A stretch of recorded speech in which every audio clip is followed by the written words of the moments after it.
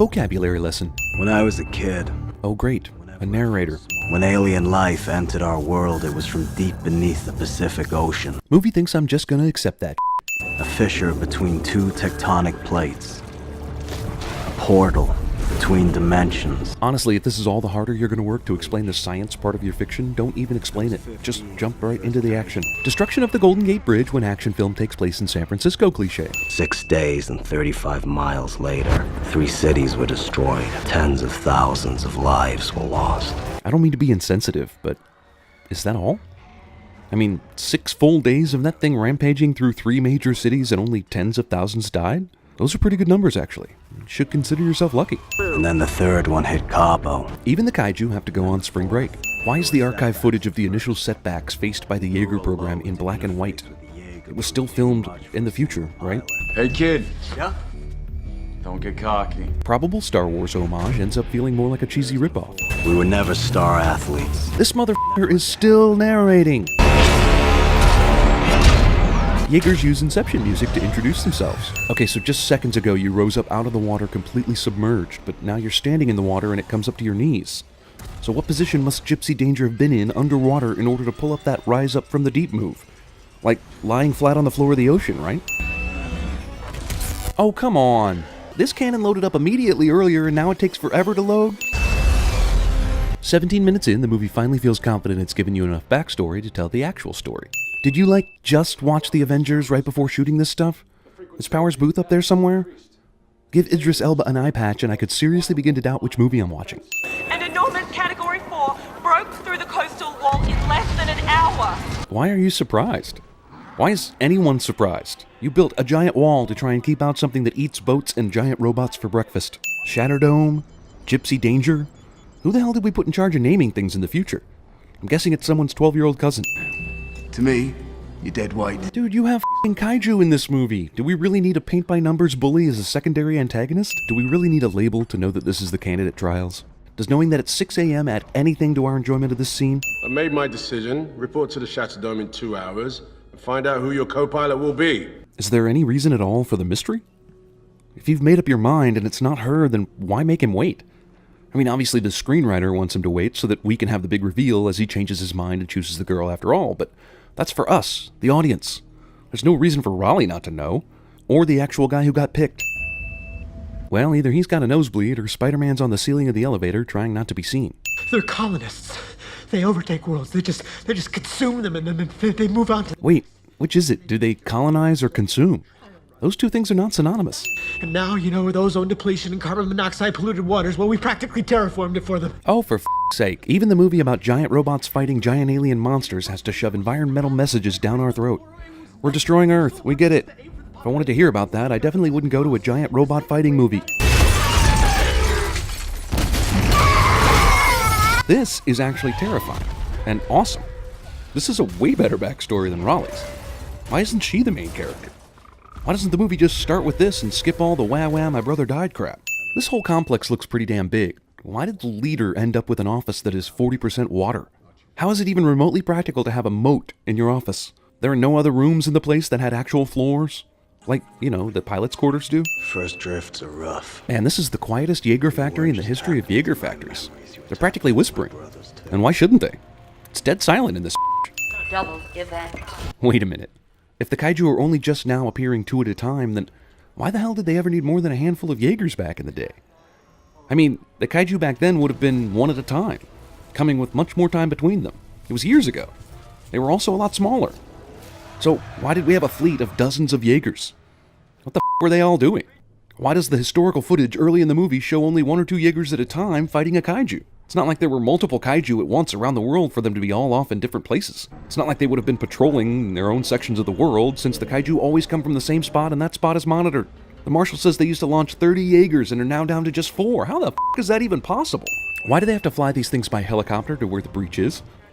Why didn't they just build their 30 Jaeger-capable launching facility somewhere, closer to the breach, so they could just walk out? Or, and I don't mean to beat a dead horse here, but why not just build some giant cannons out of the same kind of blue energy the Jaegers are using, which seems to kill kaiju? And just set up some motion detecting cameras so the guns act as sentries and boom, problem solved.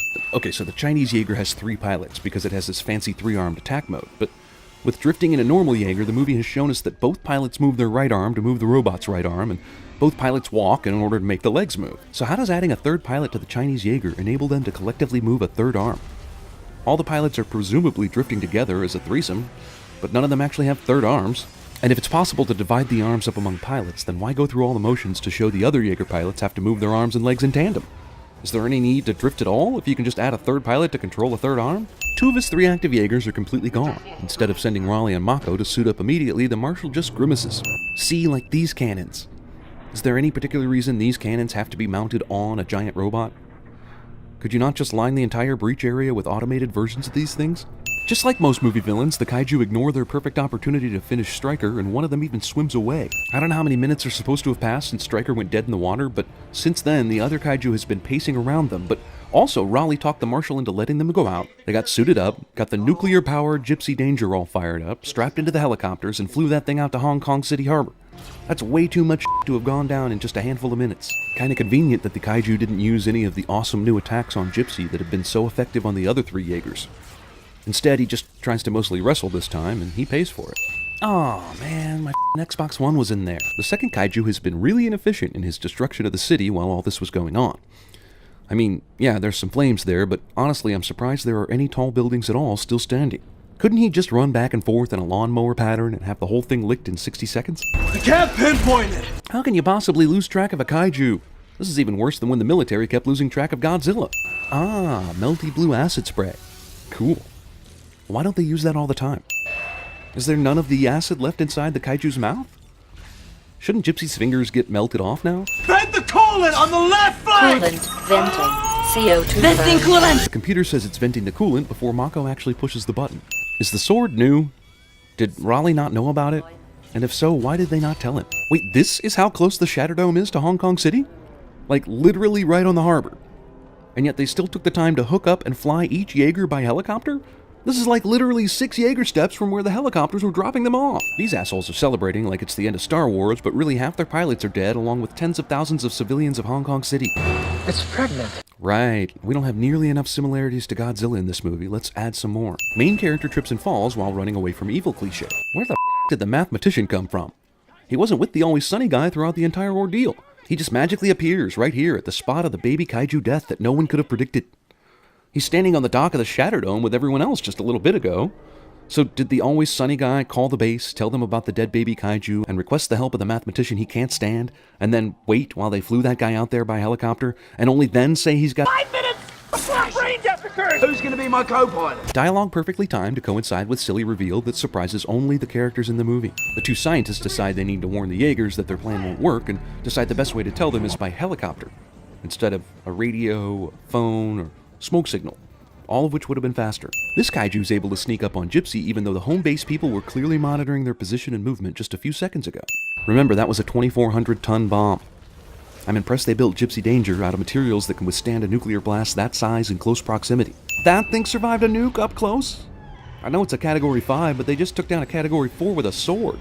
Rally! Oh yeah, the radios still work, even though these guys are in an alternate alien dimension. Hey boss, how many choppers should we send out to pick up the 2 survivors? All of them. Where is my goddamn shoe? See, this is why it's a bad thing when every movie has to have an end credits scene.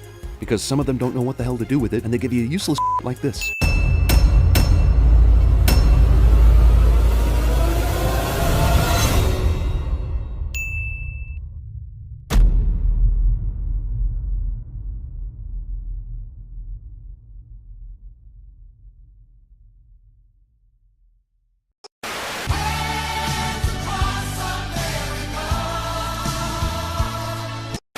We were never star athletes.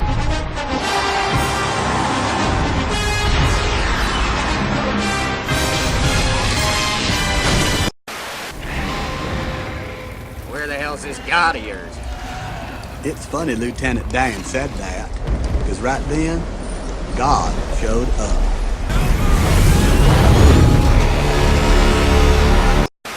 Everyone, listen up.